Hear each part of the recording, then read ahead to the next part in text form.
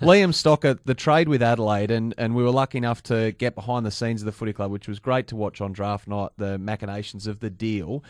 You're going to be forever tied next year, obviously, with the Adelaide Footy Club. It started when Sam Doherty went down too, if you don't mind. You're obviously braced for that, but it was a bold move and one that the fans, I think, liked, didn't they? Yeah, I think they did. We've heavily invested into our recruiting and list management team. As I mentioned before, we've got Steve Silvani who heads that up. We brought Mick Agresta on from the Sydney Swans about this time last year. And then when we filled our head of football role, we brought Brad Lloyd in, who's got significant experience in and around list management. Both Sauce and Brad had been overseas to get a better understanding of trading of future picks. So they were right across how it all operated and had spoken to a number of clubs in advance about opportunities that if the player we wanted was still there, around what we could do. Now, I think everyone's highly excited about the Liam Stocker trade because it was really the first of its kind. I think you'll find in the next year or two, the AFL will allow clubs to trade picks 2 years in advance. So, at the moment it's just one.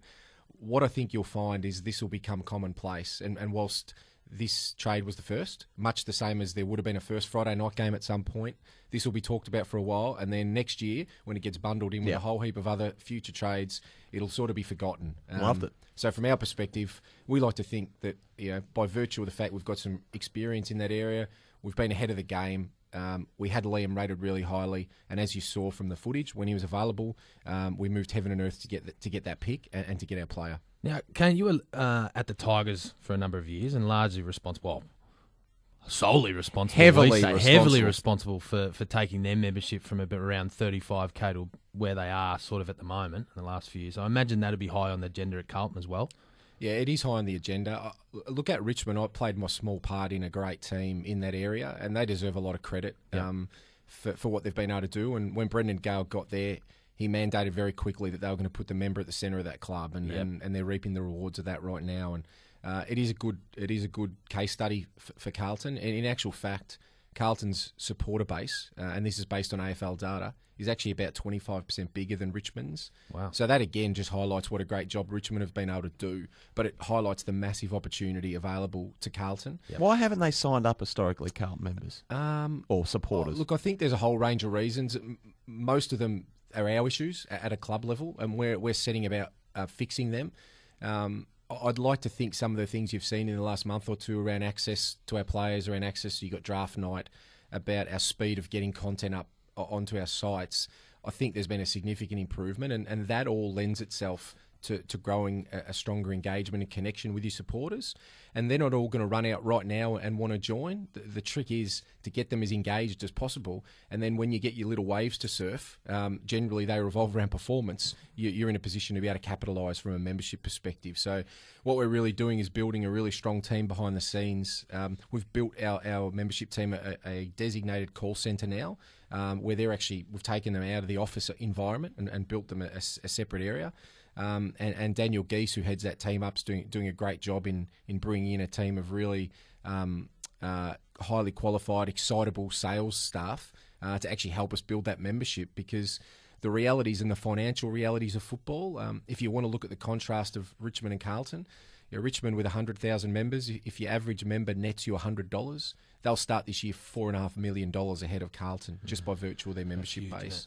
So it's a big gap we need to fill. AFLX, safe to say not everyone came aboard last year when it hit us for the first time. This year, massive changes. Now, just the 4 teams, I don't even know what they're called. They're going to be handpicked by some of the stars of the competition. Eddie Betts, Jack Rewalt as well. You got it written down there, Hayster. The Bolts, the Deadlies, the Flyers, and the Rampage. Oh, boy. Cain, there's a pool of 100 players that these captains have to pick from. Are there any Carlton players in that 100? So each club will likely have 4 players play, and no more than 4. I take it by your tone, you're not as excited about AFLX as others.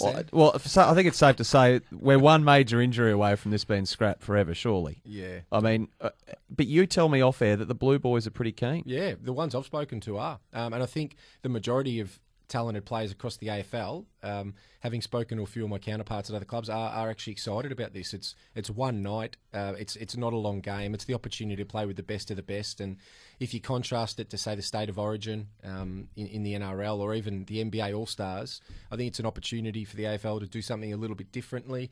I don't think the AFLX model last year probably worked with all 18 clubs. I think grabbing the best of the best in this environment, I think it's worth a try. You can see it working then? I think it's worth a try. I think, and I'm happy to be wrong on this, I think Marvel Stadium will be full that night. Yep. So you know far better than most people. I'm not sure of the investment, but it's obviously a pretty sizable investment to get something like this off the ground. Yeah, but I think due to the fact we've got the best of the best, I think the broadcasters have been happy to come on and support this one. Okay. Haysto. No, just a couple of questions from the fans, Cain. How's Lockie Plowman coming along? Yeah, Lockie's coming along well. You see him walking around the club without his shirt on, and he's in very good nick, that young Lockie. He's sort of close to getting back to full training, and he's one of those players that we just love to get a really good pre-season into, and then see him out on the oval. I was lucky enough to coach Lockie back when he was a youngster, so I know how talented he is. He was being spruiked at the time as a top 10 draft pick, and if we can just get his body right and get him out on the oval, I think he's one who can really speed up our improvement.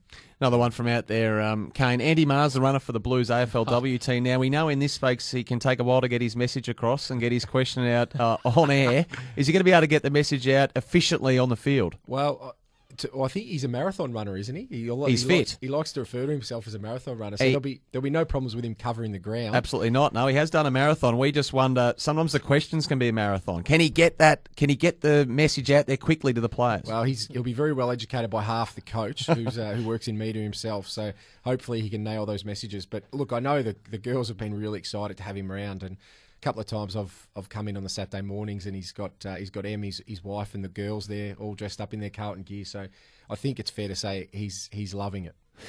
Before we let you go, we're coming up to the news really quickly. Brendan Bolton, he had that unique rolling contract, but that was adjusted this year. Now he's locked in until, is it 2020, end of? No, he's still on an employment agreement. Okay. Yeah, so just the same as many other senior people at Carlton are, that hasn't changed. Right, okay, interesting. Do you know someone who wants to work in elite sport? Make sure you head to the Carlton College of Sport. The open day is this Thursday, as Cain told us, 10 a.m, Icon Park. You must register to attend. This will be in demand, so head to carltoncollegeofsport.com.au to start your journey into elite sport, and what better way to do it? Cain Liddle, you're the CEO of Carlton. You've done a magnificent job here this morning. Thanks for joining us. Thanks, Sam. Thanks, John. Great to be in. Best of luck to you and the Blues and driving that membership north, of course. Coming from Richmond, they're closing in, or they want to get, Haysto, 100,000 members. That's huge, isn't it? He's a frightening amount of members, isn't it? That's massive.